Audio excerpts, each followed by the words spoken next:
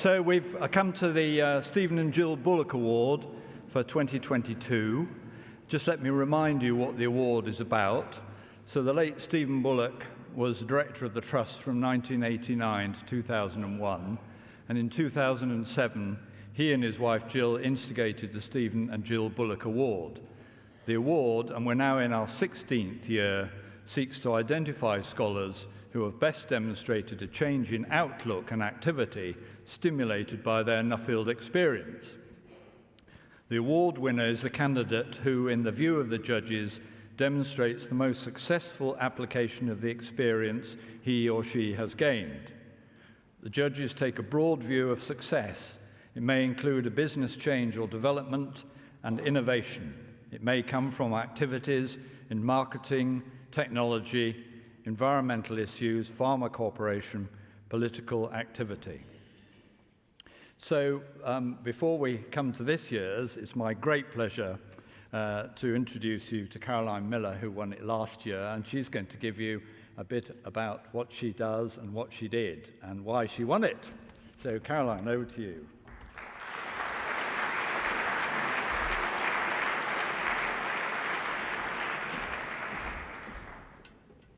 Good afternoon, everyone. It's a pleasure to speak with you this afternoon.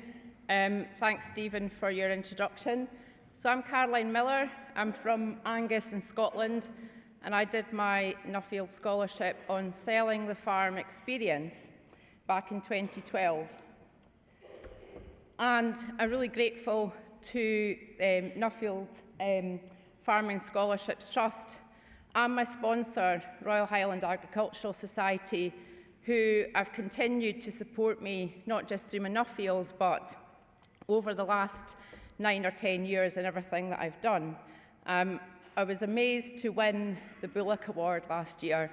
I'll not tell you, somebody in the audience thought there'd been a muddle up and it was a mistake, but it was a real honour, and it's just been a huge honour to win the award.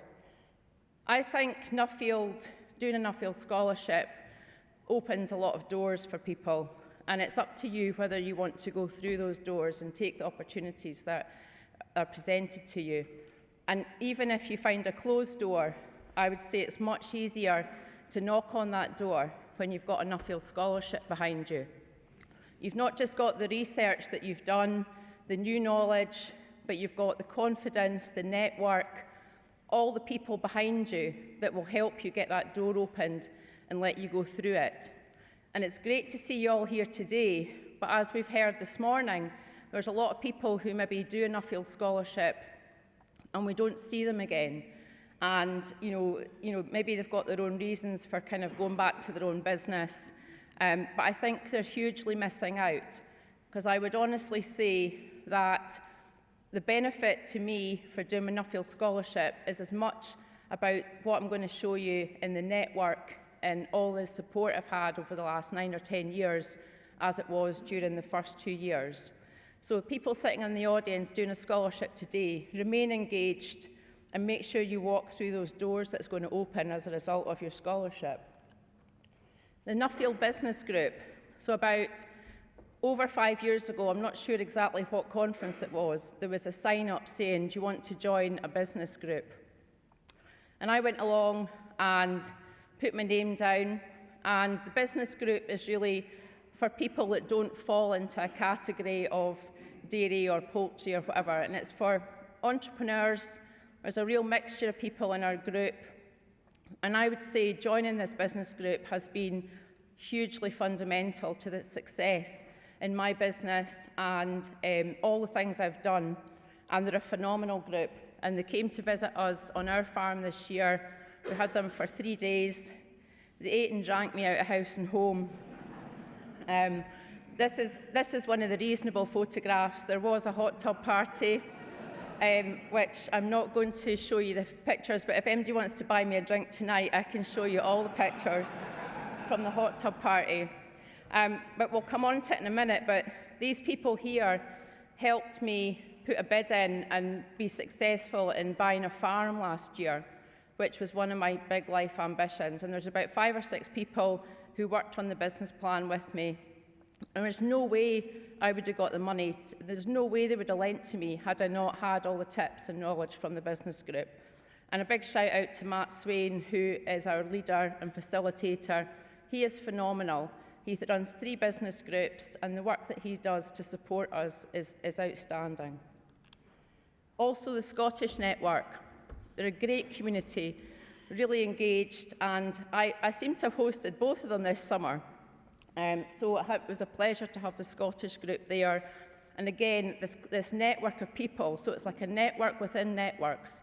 And then you get to know people, and then you can phone them up and ask them advice, get in contact with them, and they phone you up and ask us for advice as well. A wider international network. This is just how powerful your Nuffield is. This guy here, Tim Parsons, from Tasmania in Australia, I went to visit him as part of my Nuffield in 2012. He's not a Nuffield scholar, but I still think he is running one of the most innovative agritourism businesses in the world. 80% of his business comes from Hong Kong, and he'd learned to speak 6 languages to cope with the number of international tourists that came to his farm. He was mainly selling a farm experience based on people paying money to look at the poo of nocturnal animals who weren't actually even there. And I was really impressed by him.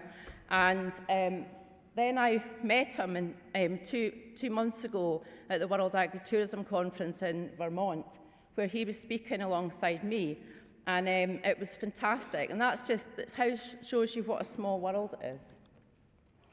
Carly, my good pal on Kangaroo Island in the south of Australia, was in my 2012 year group. And she came to stay in one of our hideaways with her mum, and she thought this would be really good on Kangaroo Island. So we started to work together to see, I was maybe interested in that stage in franchising the hideaway business, and I thought Carly would be a good person to work with.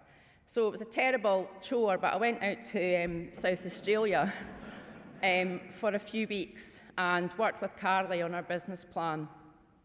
And Carly has now got these beautiful, they're not called hideaways, they're called stowaways on Kangaroo Island, which were taken from the concept of our business in Scotland.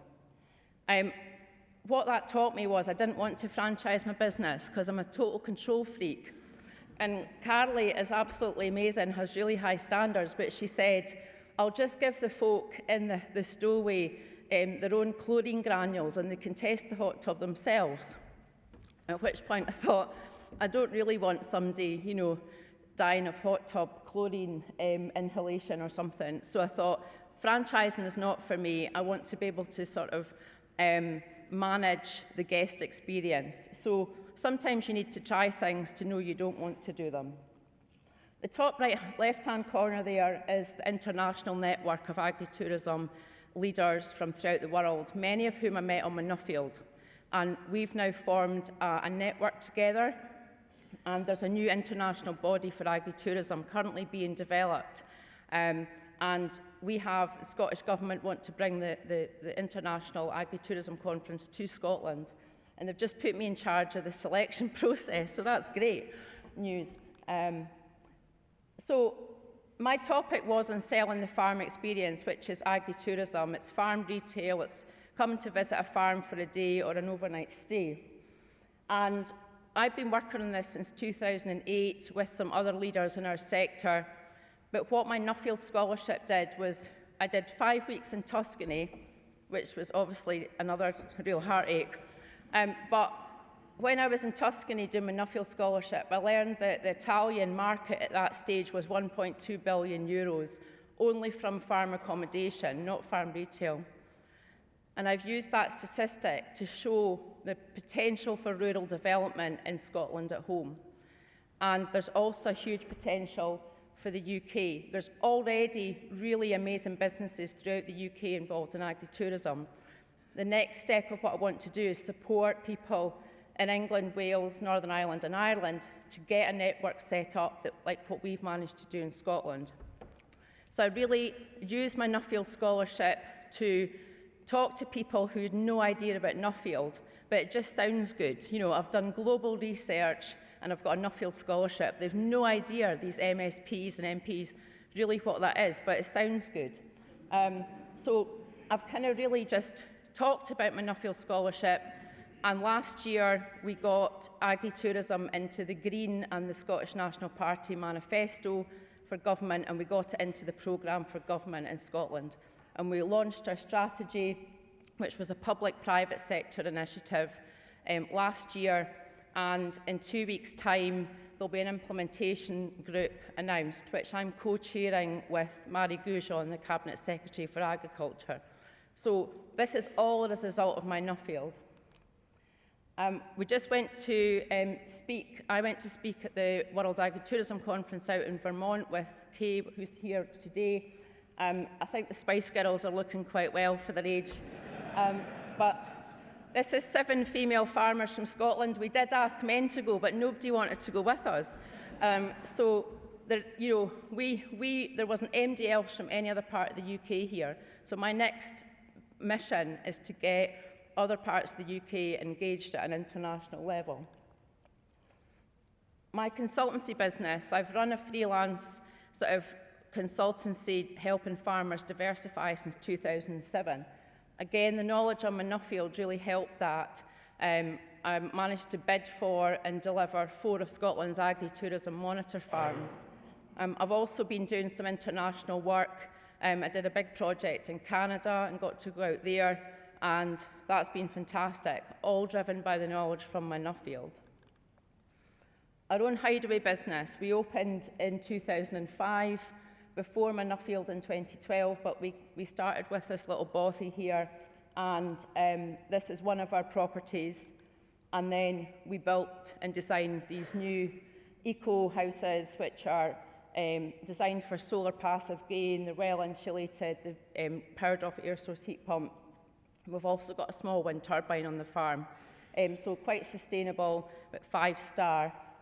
And so again, the knowledge from Nuffield has really helped to drive this business. So we're not trying to be a big, my ambition is not to have a £2 million turnover and be awake half the night.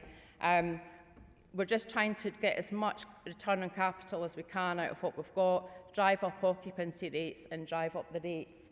So we're now on 5 properties. Our target for this year is £500,000 turnover on 5 properties. But this business pretty much runs itself, which frees me up to do the other stuff that I'm doing. I've got a brilliant manager, and she's in charge of the P&L and the budget. We built a new one in COVID, so that's at the top of the screen here. And then our farming business. So our farming business, we have Scotch beef, Scotch lamb. We grow 300 acres of malting barley. We've had a pretty challenging succession of management, succession of decision making. It's been quite stressful, or it was from about 2007, maybe for, certainly over the period of my Nuffield. And I think having the support of your Nuffield scholars to talk to and to confide about things in your family business has been invaluable. It's really made a difference having lots of people coming to stay. My family have really benefited from that, having somebody that doesn't know anything about you coming to stay for the night. And it's just like, it's a real release to talk about things like family succession. So, as I mentioned, without the support of the Nuffield Business Group, I would not have managed to convince AMC to part with £2 million. The Hideaway Experience is a separate business to the farm, and they managed to lend to a diversified business last year based on the cash flow that we are generating in our diversified business. So the farm here is 5 miles from home. 5 miles because I've trained as a succession facilitator with Shan Bushell. She advises people not to live within 5 miles of their family. So this is actually 5.3 miles. So I do not want to live near my children. My children are only 17 and 15. I've been trying not to live near them for a while, actually, but my son is 10 years old. He's 17. Since he's been 10, he's pretty much been trying to move us out anyway. I've created a monster. He is very much like me, so he's all over the business and he's doing an agricultural apprenticeship at home. Our daughter Sophie is also really into farming. She's 15. She's quieter. You've always got to look out for the quieter one. They might be as interested in agriculture and farming as you. So this farm will be for Sophie in the future if she wants it or if she doesn't want it. Ross and I are going to move here and build our dream home, get 5 miles away from Finlay. And I also had an ambition. I mean, Finlay's a really nice guy, but I'm just... well, up to a point. So, yeah, this was a big thing for us. I wanted to have a farm in my own right. The majority of farms it's still males that succeed in the family business unless there's no men in the family. So it's something I felt really strongly about. It was one of my ambitions, but hey-ho, it's a beautiful place, so come and see us. Oxford Farming Conference. So I spoke here in Cardiff in 2013. Actually, that day, Stephen Fell said to me, he says, that was all right, but it probably wasn't your best presentation. And then, luckily enough, a few weeks later, I love the honesty of Nuffield scholars, but a few weeks later, I got to a huge opportunity to speak at the Oxford Farming Conference about my Nuffield topic and about our business. And he said after that I'd done a better job that day, hadn't you, Stephen? So, to be fair, Stephen's been a huge supporter of mine, so I'm only teasing. But I spoke in 2014 on my 40th birthday at Oxford. Now, that is an adrenaline rush, I can tell you. When you're trying to make your way up the stage and then you go right off your script, which is what I did, and then ended up talking to Princess Anne about the naked trampolining and various other things that were happening in the Hideaway business. So, I must say her bodyguard did come to stay with us the following year, so I feel that was quite a success. So I got £1,000 out of him. So I went on to become a director of the Oxford Farming Conference and chaired it in 2018. None of that would have happened without my Nuffield Scholarship. And if MD wants to get involved, it's a great organisation to get involved with. NFU Scotland. I became a main board director in NFU Scotland 2 years ago. I'm one of 2 of the first women to be on the board of NFU Scotland in its history. And the reason I wanted to come onto there was because 20 years ago when I went to an NFU meeting, I was asked, have you come to pick your husband up? That was one of them, or what are you doing here? And I felt so unwelcome in that atmosphere. There's nothing worse when you've built up the courage to go to a meeting in your late 20s and you walk through the door and somebody asks if you've come to pick somebody up. I mean, pick somebody up maybe sounds a bit odd as well, but so there's various reasons why I wanted to get involved, but one of them is I want to bring more women into leadership roles within NFU Scotland, so watch this space. And finally, to my family, this is Finlay and Sophie here and my husband Ross. But, as I said before, having all these people come into your home, having the Scotland group visit this summer, the business group, they have learned so much from everyone as well. So Nuffield is not about one person. It benefits everybody in your family and your network. So please come and see us. I'm delighted again and really shocked to have won the Bullock Award last year, and as you can tell, I absolutely value Nuffield so much and I encourage you to stay involved. So thank you very much.